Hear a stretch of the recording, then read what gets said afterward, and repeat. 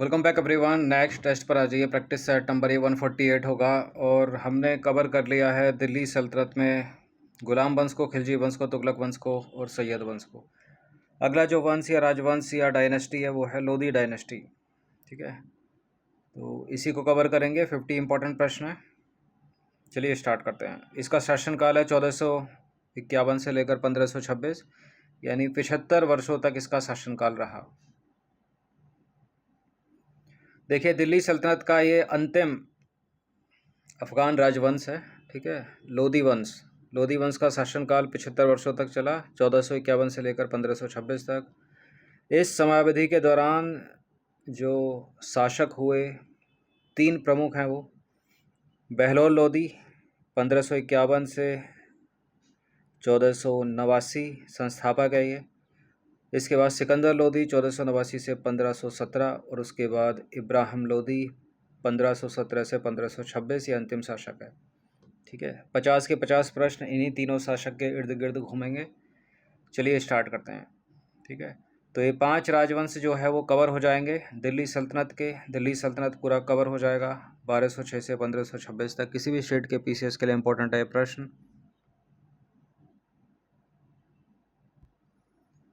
ठीक है, लोधी वंश 1451 से 1526। प्रश्नों की कैटेगरी 5-6 कैटेगरी में डिवाइड किया है मैंने 50 प्रश्नों को, जैसे कि बहुविकल्पीय मतलब ABCD वाले प्रश्न होंगे, 4 में से कोई एक करेक्ट इनकरेक्ट होगा वो वाले प्रश्न होंगे, कथन कारण वाले प्रश्न होंगे, 2 स्टेटमेंट वाले प्रश्न होंगे। ठीक है, कुछ मिक्स यानी मिश्रित प्रश्न होंगे। चलिए स्टार्ट करते हैं। पहला प्रश्न, दिल्ली सल्तनत के इतिहास में प्रथम अफगान राज्य यानी राजवंश की स्थापना निम्नलिखित में से किसने की थी? देखिए, इससे पहले जो थे वो सारे के सारे तुर्की थे, ये अफगान है। पहला किसने की थी? बहलोल लोधी। ठीक है, बहलोल खान लोधी था दिल्ली सल्तनत के इतिहास में लोधी वंश का संस्थापक। ऑप्शन नंबर बी है इसका आंसर। देखिए, दिल्ली सल्तनत पर शासन करने वाला पहला अफगान वंश लोधी वंश था, जिसकी स्थापना 1451 में बहलोल लोधी ने की थी। इससे पहले के सभी राजवंश जैसे कि गुलाम, खिलजी, तुगलक और सैयद तुर्क मूल के थे। नेक्स्ट क्वेश्चन है, बहलोल लोधी ने जौनपुर के किस सरकी सुल्तान को पराजित कर जौनपुर को दिल्ली सल्तनत में मिला लिया था? अगर प्रीवियस सारे जो आपने टेस्ट लगाए होंगे, ये जो दिल्ली सल्तनत के, तो करेक्ट कर ले जाओगे इस प्रश्न को। हुसैन शाह सरकी का अगर नाम आपको याद आ रहा हो तो ये है इसका आंसर। बहलोल लोधी की सबसे बड़ी सैन्य सफलता जौनपुर के सरकी राज्य पर विजय थी। उसने जौनपुर के अंतिम सरकी शासक, जिसका नाम हुसैन शाह सरकी, इसको पराजित किया था और जौनपुर को दोबारा दिल्ली सल्तनत का हिस्सा बनाया था और अपने पुत्र बारबक शाह को वहाँ का शासक नियुक्त किया था। क्वेश्चन नंबर 3 पर आ जाइए। इंपॉर्टेंट प्रश्न है, निम्नलिखित में से किस सुल्तान ने 1504 में आगरा शहर की नींव रखी और बाद में उसे अपनी राजधानी बनाया? मोस्ट इंपॉर्टेंट प्रश्न है, बहुत सारे एग्जाम्स में पूछा गया है ये। एग्जैक्ट सन के साथ याद रखिएगा। 1501, 1503, 1504, 1505 इस तरह से प्रश्न बनता है। तो 1504 में आगरा शहर की स्थापना सिकंदर लोधी ने। सी है इसका आंसर। सब्सक्राइब रखना सिविल सर्विस स्टडी चैनल को। लेटेस्ट वीडियोस नोटिफिकेशन के लिए बेल आइकन को भी प्रेस रखिएगा। देखिए, सिकंदर लोधी ने 1504 में राजस्थान के शासकों पर नियंत्रण रखने और व्यापारिक मार्गों पर नज़र रखने के उद्देश्य से आगरा शहर की स्थापना की थी और 1506 में उसने आगरा को दिल्ली सल्तनत की आधिकारिक राजधानी बना दिया सिकंदर लोधी ने। अगला प्रश्न, सिकंदर लोधी ने गुलरुखी उपनाम से किस भाषा में कविताएं और शायरी लिखा करता था? सिकंदर लोधी गुलरुखी उपनाम से किस भाषा में कविताएं और शायरी लिखा करता था? वह फारसी में। सी है इसका आंसर। इन सभी टेस्ट की आप फुल टेस्ट सीरीज से जुड़ सकते हैं। नंबर इस पर कॉल या व्हाट्सअप करके। फुल टेस्ट सीरीज आपको PDF फॉर्मेट में मिलेगी। पेड टेलीग्राम ग्रुप में आपको ज्वाइन कर लिया जाएगा। सिकंदर लोधी एक शिक्षित और साहित्य प्रेमी सुल्तान था। वह फारसी भाषा में गुलरुखी उपनाम से कविताएं लिखता था। उसके समय में फारसी साहित्य का काफ़ी विकास हुआ। नेक्स्ट, लोधी सुल्तानों के शासनकाल में भूमि मापने के लिए प्रयुक्त गज ए सिकंदरी की लंबाई कितने इंच यानी अंगुल होती थी? 30 इंच या 32 अंगुल, 32 इंच या 39 अंगुल, 35 इंच या 42 अंगुल, 40 इंच या 48 अंगुल। ये होती थी 32 इंच या 39 अंगुल, बी। सिकंदर लोधी ने भूमि पैमाइश यानी मापने के लिए एक नया पैमाना शुरू किया था जिसे गज सिकंदरी कहा गया था। यह लगभग 32 इंच या 39 अंगुल का होता था, जिसका उपयोग बाद में शेरशाह सूरी और अकबर के शासनकाल के शुरुआती वर्षों तक किया गया। देखिए, लोधी वंश जब खत्म हो जाएगा दिल्ली सल्तनत पर तो मुगल आ जाएंगे इसके बाद, ठीक है, फिर मुगल चलेंगे। क्वेश्चन नंबर 6 पर आ जाइए। लज्जत ए सिकंदर शाही नामक ग्रंथ सिकंदर लोधी के काल में संकलित हुआ। किस विषय से संबंधित है ये? यह है भारतीय शास्त्रीय संगीत, ऑप्शन नंबर बी। मुगल काल तो पहले भी कवर करा चुका हूँ मैं। देखिए, सिकंदर लोधी के संरक्षण में संगीत के एक उच्च कोटि के ग्रंथ लज्जत ए सिकंदर शाही की रचना हुई। यह फारसी भाषा में भारतीय शास्त्रीय संगीत पर लिखा गया पहला महत्वपूर्ण ग्रंथ माना जाता है। 50 प्रश्न, थोड़ा तीव्र गति से चलिए। 1517 और 18 में इब्राहिम लोधी और मेवाड़ के महाराणा सांगा के बीच कौन सा प्रसिद्ध युद्ध लड़ा गया? राणा सांगा और इब्राहिम के बीच जो युद्ध लड़ा गया वो लड़ा गया खतौली का युद्ध, ठीक है। ऑप्शन नंबर ए है इसका आंसर 1517-1518 में। अब इसके बाद राणा सांगा क्या करेगा? राणा सांगा बाबर को आमंत्रित करेगा और कहेगा कि तुम ऊपर से उत्तर से घेर लो, हम इसको दक्षिण से घेर लेंगे, इब्राहिम लोधी को, ठीक है। और कुछ समय के बाद क्या होगा? खानवा का युद्ध होगा 1527 में। तो महाराणा सांगा जो है मार दिया जाएगा बाबर के द्वारा, ठीक है। इस तरह से कहानी चलेगी। देखिए, इब्राहिम लोधी ने अपनी शक्ति बढ़ाने के लिए मेवाड़ पर आक्रमण किया और 1517-18 में लड़ा गया खतौली का युद्ध यानी बूंदी की सीमा पर लड़ा गया था। ये इब्राहिम लोधी और महाराणा सांगा के बीच हुआ, जिसमें राजपूतों की जीत हुई और इब्राहिम लोधी को पीछे हटना पड़ा, यानी राणा सांगा जीत गया इसमें। क्वेश्चन नंबर 8 पर आ जाइए। पानीपत का प्रथम युद्ध 21 अप्रैल 1526 किसके बीच लड़ा गया जिसने भारत में मुगल साम्राज्य की नींव रखी? इसमें भी लोधी हारेगा, ठीक है। इसमें इब्राहिम लोधी हारेगा और इब्राहिम लोधी को हराएगा बाबर। ऑप्शन नंबर सी है इसका answer. First battle of Panipat, Panipat की 3 लड़ाई हुई, 1526, दूसरी 1556, तीसरी 1761, तीनों के तीनों इंपॉर्टेंट है। देखिए, पानीपत का प्रथम युद्ध 21 अप्रैल 1526 को काबुल के शासक जहीरुद्दीन मोहम्मद बाबर, ये पूरा नाम है बाबर का, और दिल्ली के सुल्तान इब्राहिम लोधी के बीच लड़ा गया। बाबर ने युद्ध में बारूद और तुगलमा युद्ध पद्धति का प्रयोग कर इब्राहिम लोधी को पराजित कर दिया, ठीक है। ना केवल पराजित किया बल्कि युद्ध में मारा गया इब्राहिम लोधी। दिल्ली सल्तनत का एकमात्र सुल्तान जो युद्ध के मैदान में लड़ते हुए मारा गया, Ibrahim Lodhi. Option number D. देखिए, इब्राहिम लोधी दिल्ली सल्तनत का पहला और एकमात्र ऐसा सुल्तान था जो रणभूमि यानी पानीपत के प्रथम युद्ध में लड़ते हुए वीरगति को प्राप्त हुआ था। इतिहासकार नियामतुल्लाह के अनुसार इब्राहिम लोधी के अतिरिक्त भारत का कोई अन्य सुल्तान युद्ध के मैदान में नहीं मारा गया। नेक्स्ट क्वेश्चन है, इब्राहिम लोधी के खिलाफ बाबर को भारत पर आक्रमण करने के लिए आमंत्रित करने वाला अफगान सरदारों में कौन शामिल था? कौन शामिल था? पंजाब का सूबेदार दौलत खान लोधी, ठीक है। घर का भेदी लंका ढाए, बी है इसका आंसर। देखिए, इब्राहिम लोधी की दमनकारी नीतियों से तंग आकर पंजाब के सूबेदार दौलत खान लोधी और इब्राहिम लोधी के चाचा आलम खान लोधी ने बाबर को भारत पर आक्रमण करने का निमंत्रण भेजा ताकि वे इब्राहिम लोधी को गद्दी से हटा सकें। एक निमंत्रण राणा सांगा के द्वारा भी जाएगा। किस लोधी सुल्तान ने हिंदुओं पर पुनः जजिया कर लगाया था और मथुरा के मंदिरों को तोड़ने का आदेश दिया था? ये था सिकंदर लोधी, बी है इसका आंसर। देखिए, सिकंदर लोदी एक कट्टर सुल्तान था। उसने धार्मिक असहिष्णुता का परिचय देते हुए हिंदुओं पर दोबारा जजिया कर लगाया और मथुरा के प्रसिद्ध मंदिरों को तुड़वाया। उनके पत्थरों को कसाईयों को मांस तौलने के लिए दे दिया। ठीक है।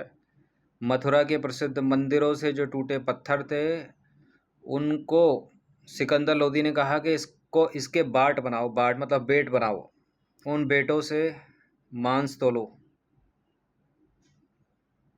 क्वेश्चन नंबर 12 पर आ जाइए। सिकंदर लोदी के आदेश पर किस प्रसिद्ध संस्कृत आयुर्वेद ग्रंथ का फारसी में अनुवाद किया गया था? सिकंदर लोदी के कहने पर फरहंगे सिकंदरी और तिब्ब ए सिकंदरी, इन दोनों ये आयुर्वेदिक ग्रंथ का फारसी में अनुवाद किया गया था। ठीक है, डी होगा फिर इसका आंसर। पहला भी है और बी भी है, ए भी है, बी भी है, डी है फिर। देखिए, सिकंदर लोदी के शासनकाल में ज्ञान विज्ञान को बढ़ावा मिला।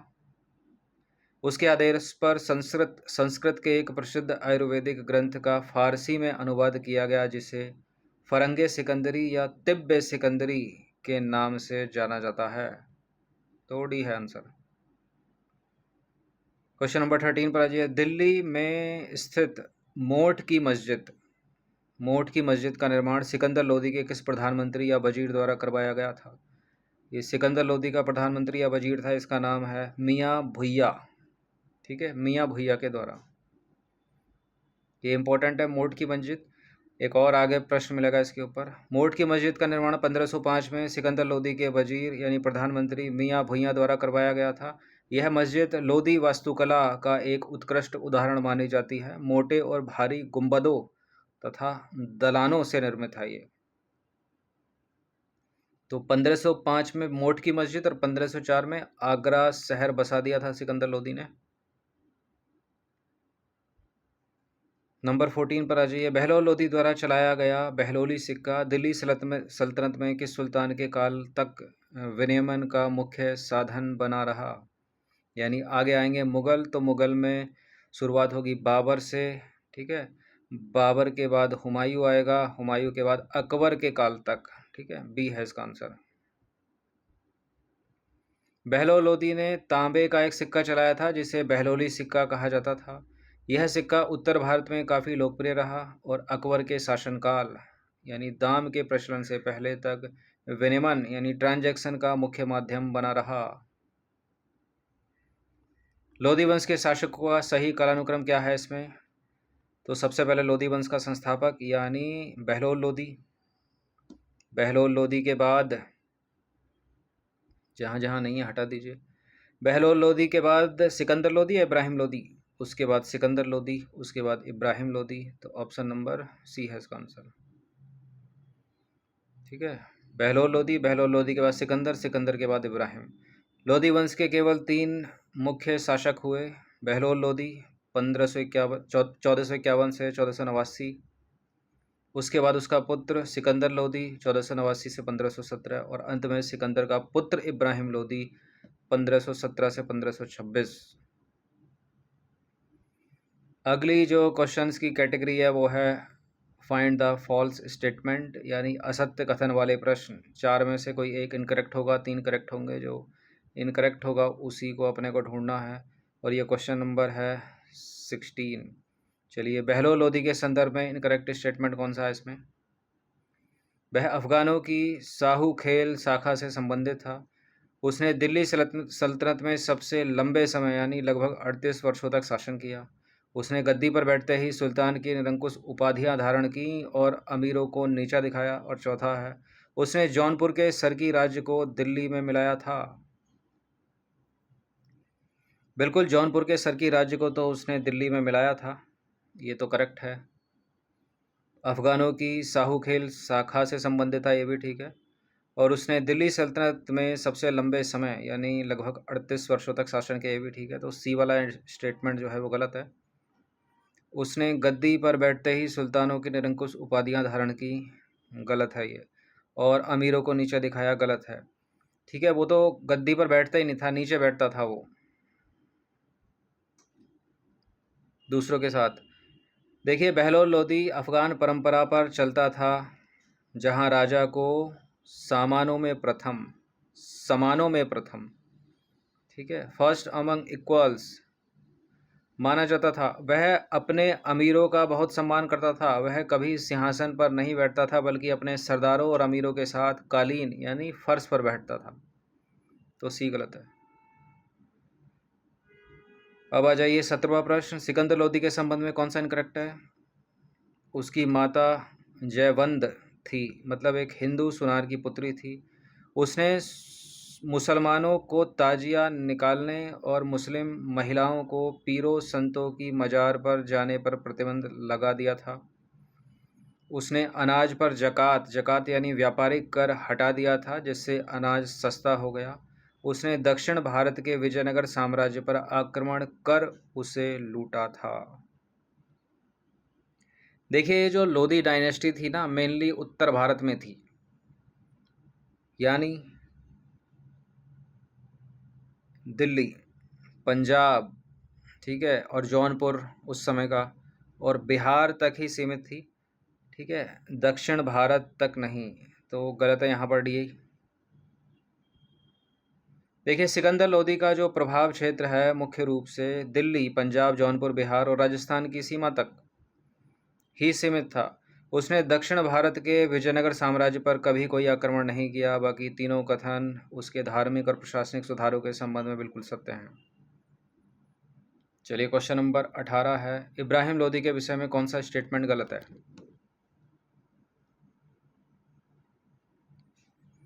वह सिकंदर लोदी की मृत्यु के बाद 1517 में गद्दी पर बैठा। उसने अपने माता पिता की अफगान समानता की नीति को जारी रखा और अमीरों को अपने बराबर का दर्जा दिया। क्या ऐसा था? सिकंदर लोदी का पुत्र इब्राहिम लोदी, देखिए पहला वाला करेक्ट है। उसने अपने सगे भाई जलाल खान को विद्रोह के आरोप में मरवा दिया। जो अपने सगे भाई को मरवा दे, वो अपने पिता की अफगान समानता नीति को जारी रखेगा? मरवा दिया, ठीक है।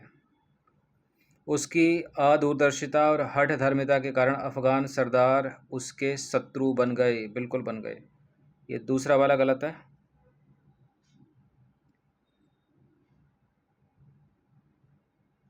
देखिए, इब्राहिम लोदी जो कि पुत्र था सिकंदर लोदी का, ठीक है, और उसका दादा कौन हुआ? बहलोल लोदी, ठीक है। बहलोल लोदी की समानता की नीति को उसने पूरी तरह से बदल दिया। उसका मानना था कि राजा का कोई सगा संबंधी नहीं होता, सभी सुल्तान के भृत्य यानी नौकर हैं। उसने अफगान अमीरों को दरबार में हाथ बांधकर खड़े होने पर मजबूर किया, जिससे अमीर भड़क गए, ठीक है। तो जहाँ ये इब्राहिम लोदी उन अमीरों को दरबार में हाथ बांधकर खड़ा रखता था, तो इसका बाप जो था, मतलब इसका पिता, वो तो उनके साथ कालीन पर बैठता था। कितना अंतर था इसमें और उनमें। क्वेश्चन नंबर 19 पर आ जाइए। लोदी कालीन वास्तुकला के संबंध में कौन सा इनकरेक्ट है? इस काल के मकबरे मुख्य रूप से अष्टकोणीय यानी ऑक्टागनल और चौकोर श्रेणी के हैं। लोदी काल में पहली बार दोहरे गुंबद की तकनीक का प्रयोग शुरू हुआ। और तीसरा है सिकंदर लोदी का मकबरा दिल्ली के लोदी गार्डन में स्थित है। और चौथा है लोदी सुल्तानों ने संगमरमर की बनी भव्य मीनारें जैसे कुतुब मीनार का निर्माण करवाया था। देखिए, कुतुब मीनार तो पहले ही बन चुकी है और सफ़ेद संगमरमर की नहीं है, वो लाल बलुआ पत्थर से निर्मित है। गुलाम वंश में बन चुकी है वो। तो कर दो इसको एलिमिनेट, फालतू स्टेटमेंट को एलिमिनेट करना चाहिए। क्या कर रहे हैं क्या? डी है इसका आंसर, ये गलत है। देखिए, कुतुब मीनार का जो निर्माण है वो गुलाम वंश के कुतुबुद्दीन ऐबक ने करवाया। इन्होंने नींव रखी, इन्होंने पूरा करवाया, इल्तुतमिश ने। इसके बाद जो है फिरोज शाह तुगलक और सिकंदर लोदी ने इसकी मरम्मत करवाई थी, ठीक है। फिरोज शाह तुगलक ने तो चौथी मंजिल जो बिजली से गिर गई थी बिजली, तो उसकी मरम्मत करवाई, फिर एक और मंजिल बनवाई। कुछ मरम्मत सिकंदर लोदी ने। लोदी वास्तुकला की मुख्य विशेषता जो है वो अष्टकोणीय मकबरा, दोहरे गुंबद, यानी सिकंदर लोदी का मकबरा और विशाल बागों के बीच मकबरे बनवाना है, ना कि कुतुब मीनार का निर्माण। डी गलत है। 20वां प्रश्न है, लोदी वंश के पतन के कारणों के संबंध में कौन सा कथन गलत है? अफगान सरदारों की जन्मजात स्वतंत्रता की भावना और सुल्तान के प्रति ईर्ष्या, इब्राहिम लोदी की दमनकारी और शंकालू नीति, बाबर के पास बारूद, आधुनिक तोपखाने और कुशल घुड़सवार सेना का होना, और चौथा है लोदी सुल्तानों के पास एक भी पैदल सेना ना होना और केवल हाथियों पर निर्भर रहना। ये गलत है। जब ये इब्राहिम लोदी लड़ा था बाबर से तो इसके पास बहुत बड़ी पैदल सेना थी, ठीक है।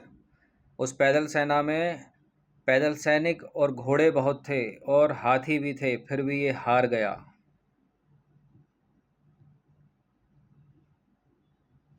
इब्राहिम लोदी के पास पानीपत के युद्ध में एक विशाल सेना थी जिसमें लगभग 1 लाख सैनिक, पैदल और घुड़सवार अगर मिला दें तो, ठीक है, 1 लाख सैनिक थे और सैकड़ों हाथी शामिल थे। पतन का कारण सैनिकों का ना होना नहीं बल्कि सेना में एकता की कमी होना, पुराने युद्ध तरीके होना और बाबर का आधुनिक तोपखाना था, उसी की वजह से पेला गया ये। क्वेश्चन नंबर 21 पर आ जाइए। बहलोल लोदी के राजत्व सिद्धांत यानी किंगशिप थ्योरी के संदर्भ में कौन सा स्टेटमेंट गलत है? चारों स्टेटमेंट को एक फ्रेम में डालते हैं। चलो देखिए, उसका राजत्व सिद्धांत समानता और लोकतांत्रिक अफगान कबीलियाई भावना पर आधारित था। उसने अपने सरदारों को मनसद ए आली कहकर पुकारा था, मसनद ए आली कहकर पुकारा था। यदि कोई अमीर बीमार होता था तो वह खुद उसके घर जाकर उसकी सेवा या हालचाल पूछता था। उसने बलबन की तरह सिजदा और पैबोज जैसी कठोर दरबारी रस्मों को लागू किया था। किसके बारे में बात हो रही है? ये देख तो लो पहले, बहलोल लोदी के, ठीक है, यानी लोदी वंश का संस्थापक। देखिए, इस लोदी वंश के संस्थापक बहलोल लोदी ने बलबन की तरह सिजदा और पैबोज जैसी कठोर दरबारी रस्मों को लागू नहीं किया, इनको हटा दिया, यही गलत है। तो जो गलत है वही अपना आंसर है। सिजदा और पैबोज आपको याद आ रहा हो तो, ठीक है, बलबन के द्वारा। डी गलत है। देखिए, बलबन और अलाउद्दीन खिलजी का राजत्व सिद्धांत दैवीय अधिकार और अत्यधिक निरंकुशता पर आधारित था जिसमें सिजदा पैबोज शामिल थे, ठीक है, लेकिन इब्राहिम लोदी का नहीं, सॉरी, बहलोल लोदी का नहीं। इसके विपरीत बहलोल लोदी का व्यवहार बेहद विनम्र था। वह अमीरों को मसनद ए आली यानी उच्च आसन वाले कहता था और उनके खड़े होने पर खुद भी खड़ा हो जाता था। तो एक तरह से देखा जाए लोदी वंश का पहला शासक बहलोल लोदी, इसके आचरण भी सही थे। दूसरा सिकंदर लोदी के भी ठीक ठाक ही थे, लेकिन उसके बाद जो आया इब्राहिम लोदी, उसके ठीक नहीं थे। चलिए 22वां प्रश्न है, सिकंदर लोदी की धार्मिक नीति के संदर्भ में कौन सा कथन गलत है? उसने बोधन नामक एक ब्राह्मण को केवल इसलिए मृत्युदंड दे दिया क्योंकि उसने कहा था कि हिंदू और इस्लाम दोनों धर्म सच्चे हैं। अभी तारीफ हो रही थी सिकंदर लोदी की, ठीक है, अभी पाप कर बैठा है, करेक्ट है ये वाला। देखिए, उसने कुरुक्षेत्र के तालाब में हिंदुओं को स्नान करने पर रोक लगा दी, ये भी ठीक है। उसने मुस्लिम महिलाओं को पीरों की मज़ारों पर जाने से रोक दिया, ये भी ठीक है। उसने हिंदुओं को पूरी तरह से प्रशासनिक नौकरियों से बाहर कर दिया और किसी भी हिंदू को फारसी सीखने की अनुमति नहीं दी थी, ये गलत है, ठीक है, यही आंसर है। देखिए, सी वाला स्टेटमेंट जो है वो गलत है। हालांकि सिकंदर लोदी धार्मिक रूप से असहिष्णु था, लेकिन उसने हिंदुओं को प्रशासन से बाहर नहीं किया, बल्कि उसके काल में हिंदुओं ने बड़े पैमाने पर फारसी भाषा सीखनी शुरू की ताकि वे राजस्व और प्रशासनिक पदों जैसे कि पटवारी और कायस्थ पद पर नियुक्त हो सकें। बाकी सभी कथन ऐतिहासिक रूप से सही हैं। ये पटवारी देखो कितना पुराना आज तक चल रहा है, ये पद आज तक चल रहा है भारत में। क्वेश्चन नंबर 23, लोदी वंश की प्रशासनिक व्यवस्था के संबंध में असत्य है। लोदी सुल्तानों ने गुप्तचर व्यवस्था को सुदृढ़ किया, विशेषकर सिकंदर लोदी ने। वजीर का पद इस काल में भी प्रशासनिक और वित्तीय मामलों में महत्वपूर्ण बना रहा। इस काल में इक्ता व्यवस्था वंशानुगत रूप से वंशानुगत रूप लेने लगी थी। और पहला है, सल्तनत काल के अन्य वंशों की तुलना में लोदी प्रशासनिक अधिक केंद्रीकृत और कबीलियाई स्वायत्तता से मुक्त था। अधिक केंद्रीकृत तो था ही नहीं ये। अधिक केंद्रीकृत होता तो लंबा चलता वंश। इस काल में एकता व्यवस्था वंशानुगत रूप लेने लगी थी, ठीक है। वजीर का पद इस काल में भी प्रशासनिक और वित्तीय मामलों में महत्वपूर्ण था, ठीक है। लोदी सुल्तानों ने गुप्तचर व्यवस्था को सुदृढ़ किया, विशेषकर सिकंदर लोदी ने। पहला वाला गलत है। ये तो कबीलियाई स्वायत्तता से मुक्त नहीं था, इसी पर आधारित था, केंद्रीकृत नहीं था। देखिए, लोदी प्रशासन अफगान कबीलियाई भावना पर आधारित था, इसलिए इसमें केंद्रीकरण की कमी थी।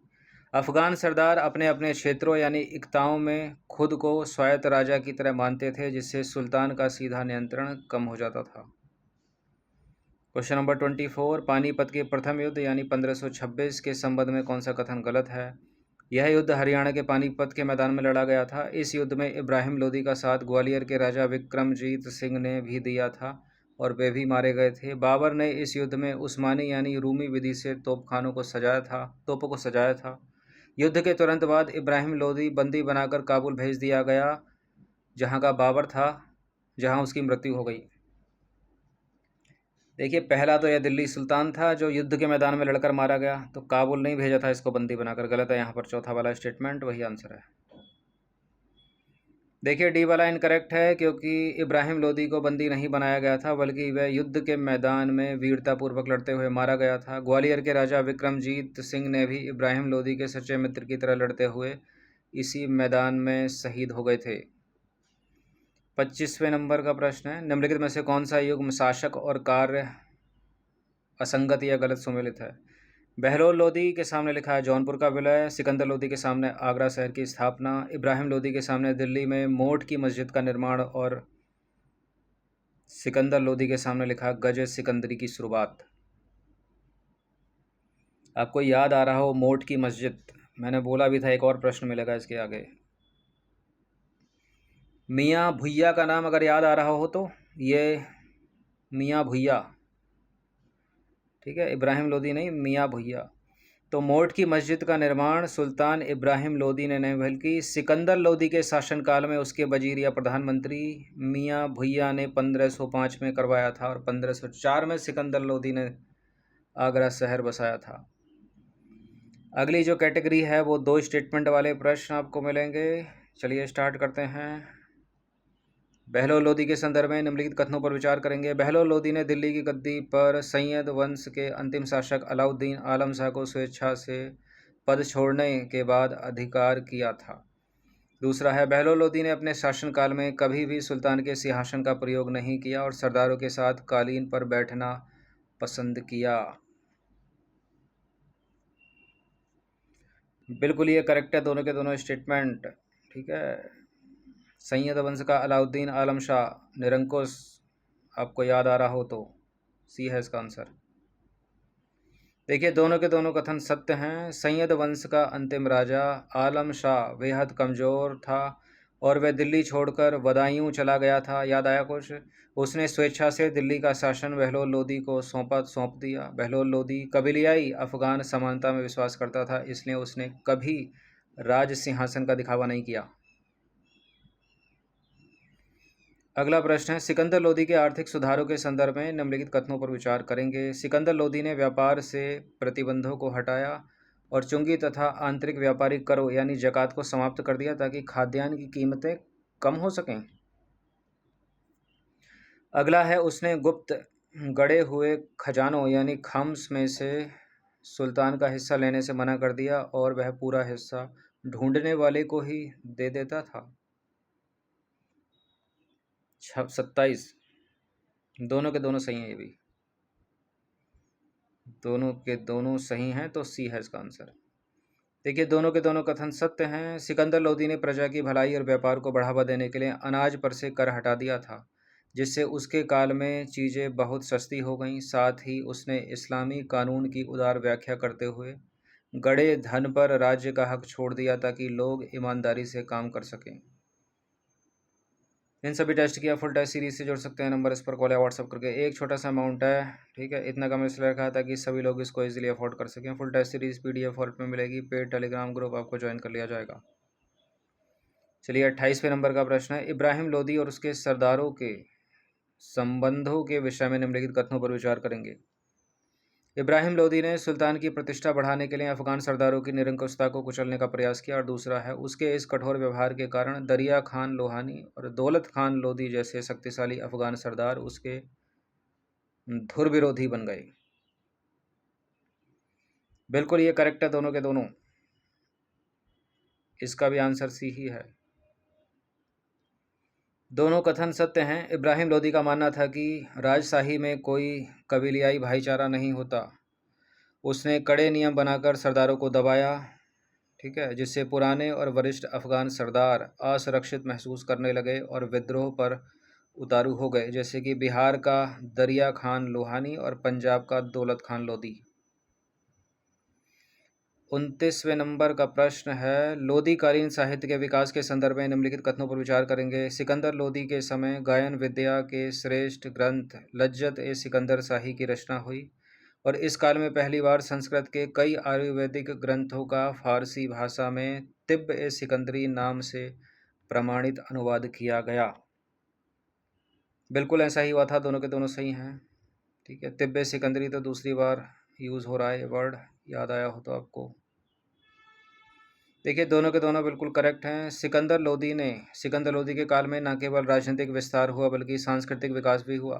संगीत पर लज्जत ए सिकंदर शाही और चिकित्सा पर तिब्ब सिकंदरी या फरहंगे सिकंदरी इस बात के सबसे बड़े प्रमाण हैं। चिकित्सा में भी ये आयुर्वेदिक, अगर याद आ रहा हो तो आपको। चलिए 20 प्रश्न और बचे हैं। लोदी वंश की विदेश नीति और सीमाओं के संदर्भ में निम्नलिखित कथनों पर विचार करेंगे। पहला है, सिकंदर लोदी ने बंगाल के सुल्तान अलाउद्दीन हुसैन शाह के साथ गैर आक्रमण संधि की थी, जिससे दोनों राज्यों की सीमाएं तय हुईं। और दूसरा है, लोदी सुल्तानों का साम्राज्य अपनी चरम सीमा पर पूर्व में असम और पश्चिम में काबुल तक फैला हुआ था। देखिए काबुल पे तो बाबर शासन कर रहा था, ठीक है, और ये असम तक भी नहीं फैला था। ये तो राजस्थान के कुछ क्षेत्रों तक, जौनपुर और बिहार तक, और उत्तर में, वैसे तो उत्तर ही चल रहा है ये सब, ठीक है, दिल्ली पंजाब ये क्षेत्र था। असम तक नहीं गया था पूर्व में, पश्चिम में काबुल तक नहीं गया था। तो पहला वाला ही केवल सही है, दूसरा वाला गलत है। तो इसका आंसर हो जाएगा 1 ओनली। देखिए कथन एक सत्य है। सिकंदर लोदी ने बिहार अभियान के बाद बंगाल के शासक हुसैन शाह के साथ संधि की थी कि कोई एक दूसरे के क्षेत्र पर हमला नहीं करेगा। दूसरा वाला गलत है, क्योंकि लोदी साम्राज्य कभी भी असम या काबुल तक नहीं पहुंचा। ठीक है, पश्चिम में पंजाब और पूर्व में बिहार बंगाल की सीमा तक ही इसका नियंत्रण था। काबुल तो बाबर के अधीन था।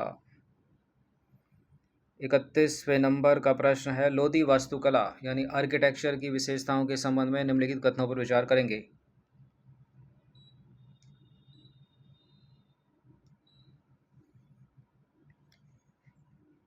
चलिए 31 पहला है, इस काल में मकबरों को ऊंचे चबूतरों पर बनाया जाने लगा और उनके चारों ओर खूबसूरत बगीचे, ठीक है, विकसित किए गए। ठीक है, जैसे कि आज का दिल्ली का लोधी गार्डन। लोधी काल के मकबरों की एक प्रमुख विशेषता दोहरा गुंबद यानी डबल डोम है, जिसका उद्देश्य मकबरों के अंदरूनी भाग को ठंडा रखना और बाहर से उसे ऊंचा दिखाना है। बिल्कुल ये सही है, पहला भी सही है, दूसरा भी सही है। तो इसका जो आंसर हो जाएगा ऑप्शन नंबर सी हो जाएगा। ठीक है, लोधी वास्तुकला को मकबरों का काल भी कहा जाता है। दोहरा गुंबद बनाने की कला भारत में इसी समय विकसित हुई, जैसे दिल्ली में सिकंदर लोधी का मकबरा, जिसका उपयोग आगे चलकर मुग़लों ने हुमायूं के मकबरे और ताजमहल में बड़े पैमाने पर किया है। क्या हो गया?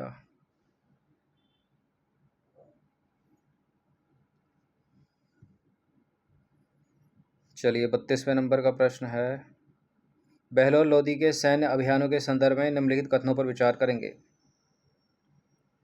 दो कथन है। बहलोल लोदी ने मुल्तान के खोखरों और मेवाड़ के राजपूतों को पूरी तरह हराकर दिल्ली सल्तनत में शामिल कर लिया था। उसने ग्वालियर के राजा मानसिंह को संधि करने और कर देने पर विवश किया था। बहलोल लोदी वंश का संस्थापक। मुल्तान और मेवाड़ नहीं जीत पाया था इनको, गलत है पहला स्टेटमेंट, दूसरा वाले केवल सही है। देखिए केवल दूसरा वाला सही है, क्योंकि बहलोल लोदी ने ग्वालियर पर सफल आक्रमण किया था और वहाँ के राजा मानसिंह तोमर ने उसे नजराना देकर संधि की थी। पहला वाला इनकरेक्ट है, क्योंकि बहलोल लोदी मुल्तान या मेवाड़ को दिल्ली सल्तनत में नहीं मिला पाया था। उसकी मुख्य सैन्य सफलता केवल जौनपुर का विलय थी, जिसको भारत का सिराज कहा जाता है। यूपी का इतिहास बहुत पूछा जाता है।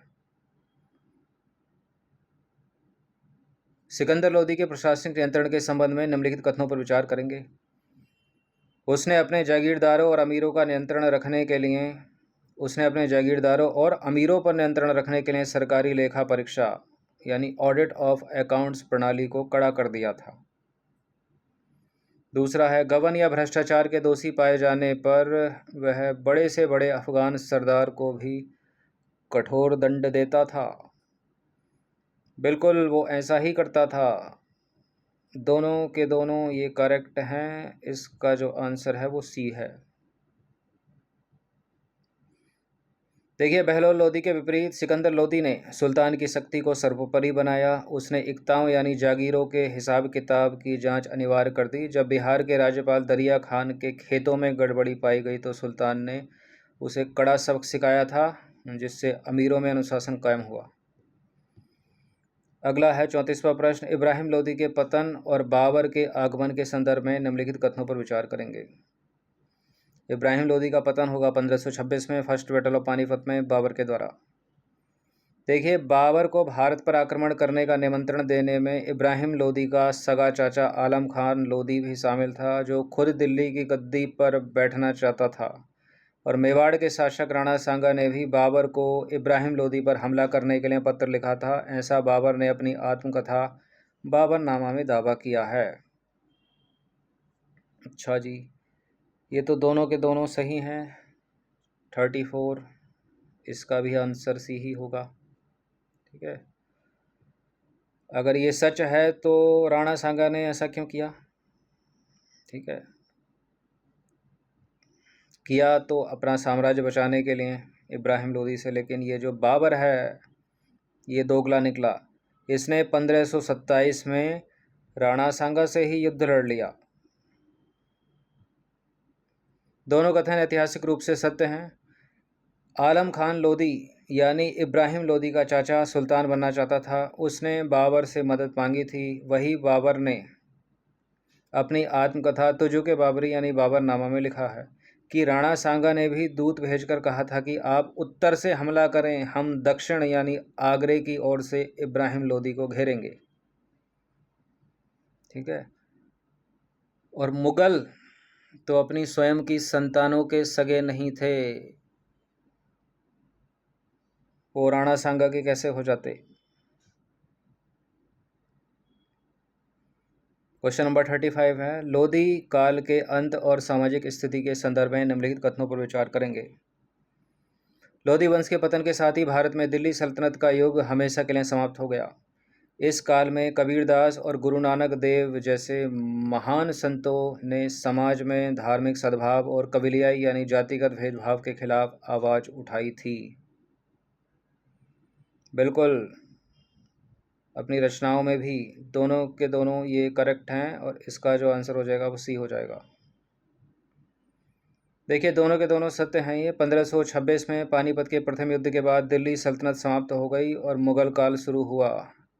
इसी लोदी काल, विशेषकर सिकंदर लोदी के समकालीन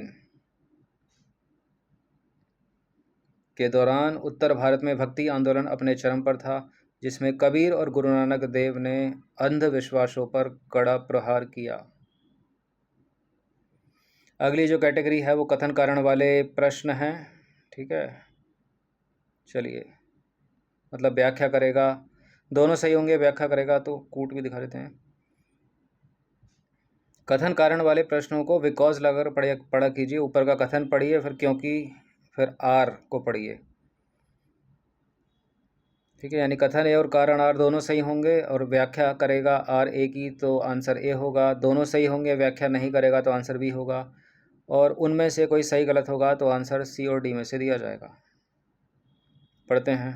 कथन है कि बहलोल लोदी दिल्ली के सिंहासन पर बैठने पर भी अपने अफगान सरदारों के साथ नीचे कालीन पर बैठता था।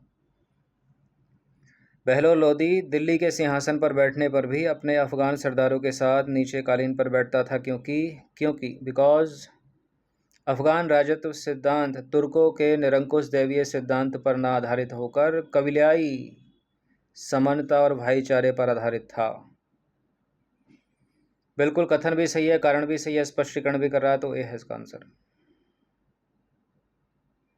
देखिए, कथन और कारण दोनों सत्य हैं यहाँ पर, चूँकि अफगान संस्कृति में कबीले का मुखिया राजा ना होकर बराबर वालों में पहला माना जाता था। इसलिए बहलोल लोदी जानता था कि अगर उसे तुर्क राजाओं की तरह रौब दिखाया तो अफगान सरदार उसका साथ छोड़ देंगे। अतः कारण और कथन सही है, और व्याख्या भी कर रहा है। नंबर 37 पर आ जाइए। कथन है कि, अब यही चलेंगे प्रश्न 7-8। सिकंदर लोदी ने 1506 में अपनी राजधानी दिल्ली से हटाकर आगरा स्थानांतरित कर दी थी, क्योंकि वह चंबल नदी के व्यापारिक मार्गों और इटावा, बयाना और ग्वालियर तथा राजपूताना के शासकों पर प्रभावी नियंत्रण रखना चाहता था। बिल्कुल, ये भी कथन और कारण दोनों सही हैं, और कारण कथन की व्याख्या भी कर रहा है, तो ए है इसका आंसर। दोनों के दोनों सही हैं। आर ए की सही व्याख्या करता है, मतलब कारण कथन की व्याख्या करता है। दिल्ली भौगोलिक रूप से राजस्थान और मध्य भारत के विद्रोह को दबाने के लिए थोड़ी दूर पड़ती थी। आगरा की स्थापना के पीछे सिकंदर लोदी का मुख्य उद्देश्य राजपूत राजाओं की गतिविधियों पर नज़र रखना और व्यापारिक कर वसूलना था।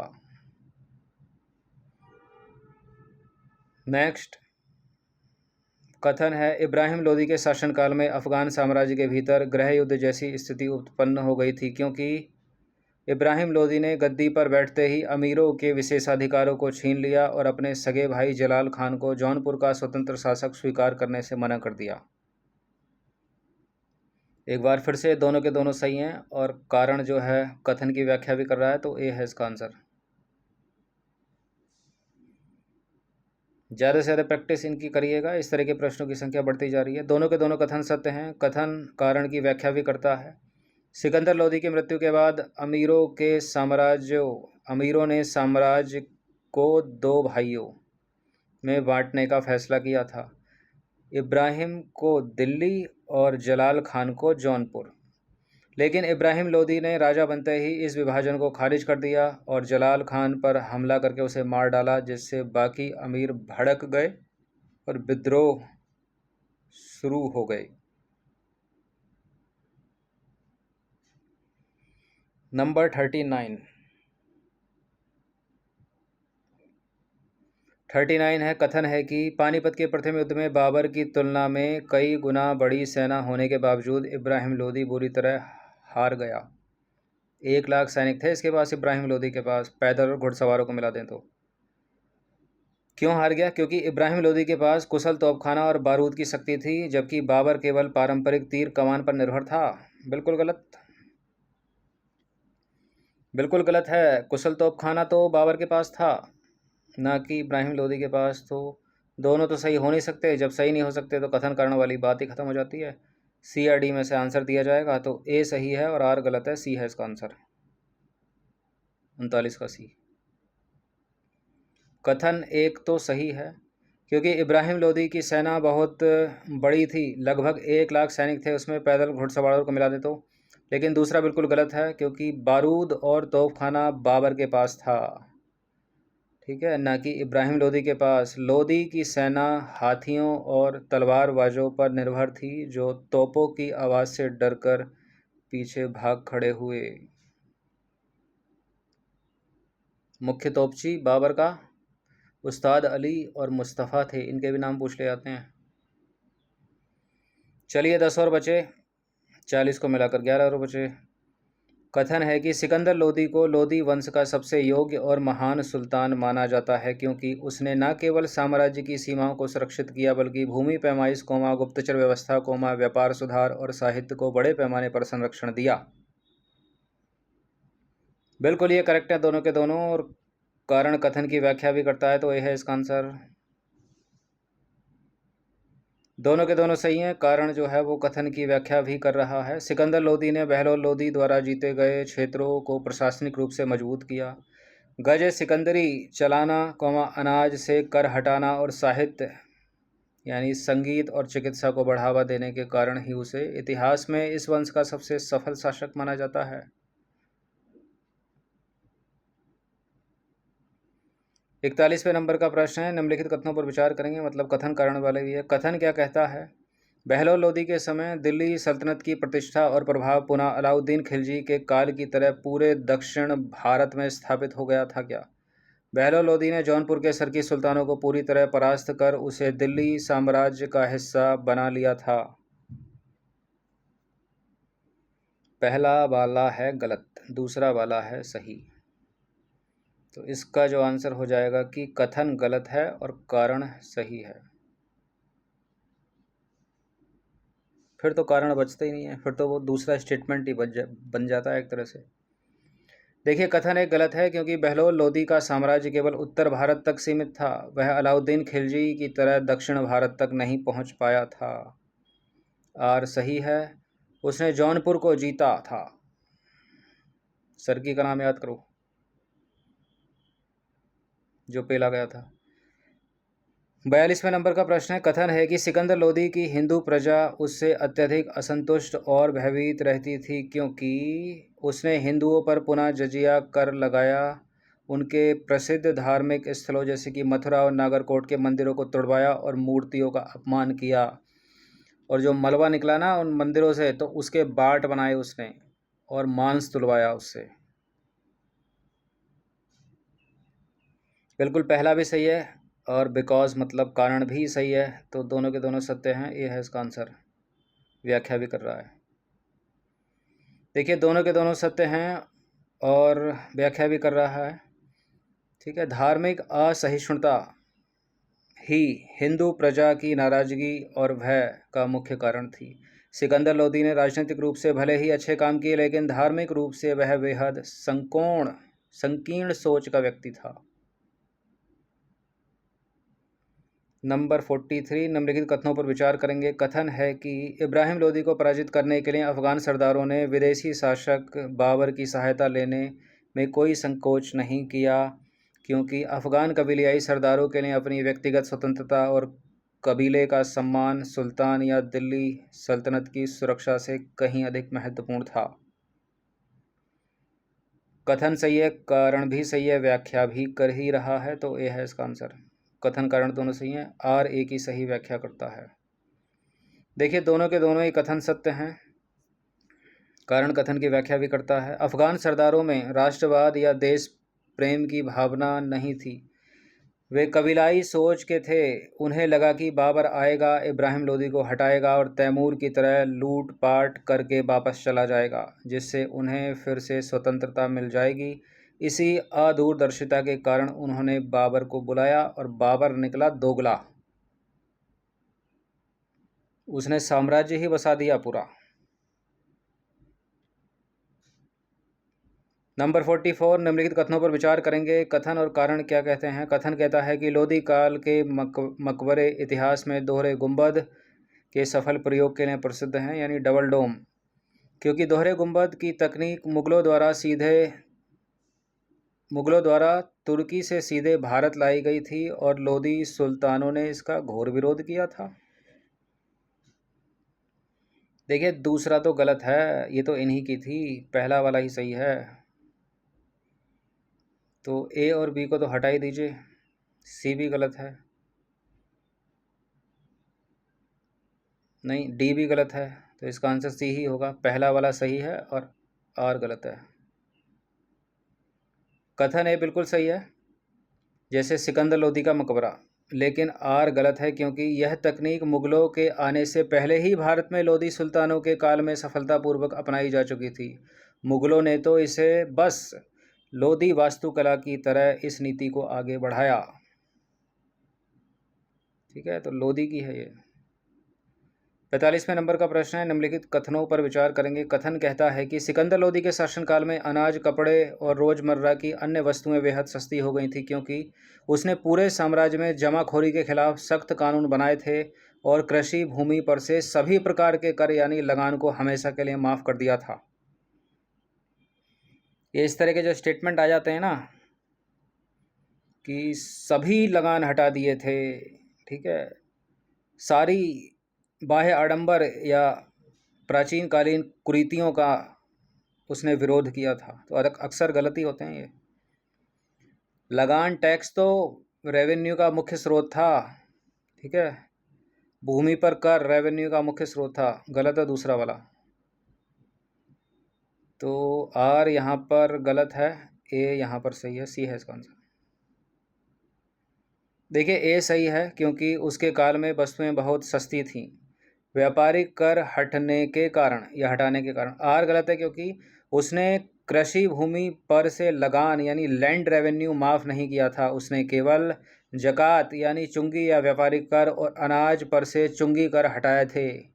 लगान तो राज्य की आय का मुख्य स्रोत था जिसे माफ़ नहीं किया जा सकता था, तो आर गलत है। चलिए अगली जो कैटेगरी है वो है मिश्रित प्रश्न, यानी मिक्स्ड इंपॉर्टेंट क्वेश्चन होंगे। उच्च स्तर के 5 प्रश्न बचे हैं। लोधी वंश के काल में मसनद ए आली शब्द का प्रयोग किसके लिए किया जाता था? सुल्तान के शाही अंगरक्षकों के लिए, मुख्य न्यायाधीश यानी काजी के लिए, राजस्व विभाग के क्लर्कों के लिए, या प्रतिष्ठित अफगान सरदारों और जागीरदारों के लिए? प्रतिष्ठित अफगान सरदारों और जागीरदारों के लिए, सी है इसका आंसर। मसनद ए आली। मसनद ए आली एक उच्च सम्मानजनक उपाधि थी जो बहलोल लोदी अपने कबीलाई सरदारों, अफगान सरदारों और सेनापतियों को देता था ताकि उनका गौरव बना रहे और सुल्तान के प्रति वफादार रहें। ठीक है, ताकि उनका गौरव बना रहे और वे सुल्तान के प्रति वफादार रहें। 47वें नंबर का प्रश्न, सिकंदर लोदी ने किस नगर के प्रसिद्ध ज्वालामुखी मंदिर की मूर्ति को तोड़कर उसके टुकड़ों को कसाईयों को मांस तोलने के लिए दे दिया था? यानी उनके बाट बनाओ और मांस को तोलो। नागरकोट याद आ रहा हो तो 48 का भी। देखिए सिकंदर लोदी ने हिमाचल प्रदेश के नागरकोट में स्थित प्रसिद्ध ज्वालामुखी देवी मंदिर पर आक्रमण किया था। उसने वहाँ की पवित्र मूर्ति को तोड़ डाला और उसके पत्थरों के टुकड़े को स्थानीय कसाईयों को दे दिया ताकि वे मांस तोलने के बाट यानी वेट के रूप में उसका उपयोग कर सकें। यह उसकी धार्मिक कट्टरता का चरम उदाहरण माना जाता है। नंबर 48 है, इब्राहिम लोदी के काल में विद्रोह करने वाले दरिया खान लोहानी किस क्षेत्र के सूबेदार या शासक थे जिन्होंने खुद को स्वतंत्र घोषित कर दिया था? बिहार के। 48 का भी। इब्राहिम लोदी की दमनकारी नीतियों के कारण बिहार के शक्तिशाली सूबेदार दरिया खान लोहानी ने विद्रोह कर दिया था। उनकी मृत्यु के बाद उनके पुत्र बहार खान लोहानी ने बिहार में खुद को पूरी तरह स्वतंत्र राजा घोषित कर दिया। ठीक है, और मोहम्मद शाह के नाम से स्वतंत्र राजा घोषित किया बहार खान लोहानी ने। 49वें नंबर का प्रश्न है, लोदी वंश की प्रशासनिक शब्दावली में सिटदार या शिकदार कौन होता था? वित्त मंत्री, सुल्तान का रसोइया, विदेश विभाग का प्रमुख, या परगने या सिख का प्रमुख प्रशासनिक व सैन्य अधिकारी? परगने का प्रमुख प्रशासनिक व सैन्य अधिकारी होता था सिकदार, ये सी है इसका आंसर। दिल्ली सल्तनत में प्रांतों को सिख यानी जिलों और परगनों में बांटा गया था। सिटदार या सिकदार एक महत्वपूर्ण सैन्य और प्रशासनिक अधिकारी होता था जिसका मुख्य काम अपने क्षेत्रों में कानून व्यवस्था बनाए रखना और राजस्व वसूलने में मदद करना होता था। अंतिम प्रश्न है 50वां प्रश्न है, इतिहासकार A.V. स्मिथ के अनुसार लोदी वंश के शासकों की सबसे बड़ी वास्तुकला संबंधी देन क्या है? क्या ही होगी इतना पढ़ने के बाद? अष्टकोणीय मकबरे और विस्तृत उद्यानों का विकास, ऑप्शन नंबर बी।